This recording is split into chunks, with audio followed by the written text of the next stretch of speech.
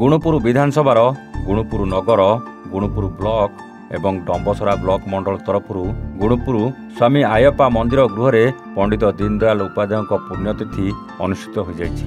ଏହି ଅବସରରେ ଅତିଥି ଭାବେ ଗୁଣୁପୁର ବିଧାୟକ ପ୍ରାର୍ଥୀ ତ୍ରିନାଥ ଗମାଙ୍ଗ, ଜିଲ୍ଲା ଉପସଭାପତି ଉଦୟ ପାଢ଼ୀ, ଜିଲ୍ଲା ସଂଯୋଜକ ପ୍ରମୋଦ କୁମାର ସାହୁ, ନଗର ସଭାପତି ବଦ୍ରି ମହାନ୍ତି, ଗୁଣୁପୁର ବ୍ଲକ ସଭାପତି ଜଗଦୀଶ ପଣ୍ଡା, ବରିଷ୍ଠ ଆଇନଜୀବୀ ଇଦ୍ରାକ୍ଷୀ ଦାସ, ଦେବେନ୍ଦ୍ର ଗୌଡ଼ ଯୋଗଦେଇ ପଣ୍ଡିତ ଦୀନଦୟାଲଙ୍କ ଜୀବନୀ ଉପରେ ଆଲୋକପାତ କରିଥିଲେ। ଏହି କାର୍ଯ୍ୟକ୍ରମକୁ ବରିଷ୍ଠ ବିଜେପି ନେତା ପ୍ରମୋଦ ସାହୁ ପରିଚାଳନା କରିଥିବା ବେଳେ ଧନ୍ୟବାଦ କୀର୍ତ୍ତି ପଣ୍ଡା ଦେଇଥିଲେ।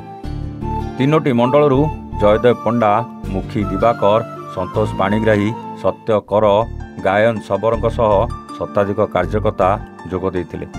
ଏହି ଅବସରରେ କାର୍ଯ୍ୟକର୍ତ୍ତାମାନଙ୍କୁ ଆଗାମୀ ପଞ୍ଚାୟତ ଏବଂ ପୌର ନିର୍ବାଚନ ପାଇଁ ସଜାଗ ରହିବା ପାଇଁ ଜଣାଇଥିଲେ। ରାୟଗଡ଼ାରୁ ରାମଚନ୍ଦ୍ର ନାୟକ ରିପୋର୍ଟ, A1 ଓଡ଼ିଶା।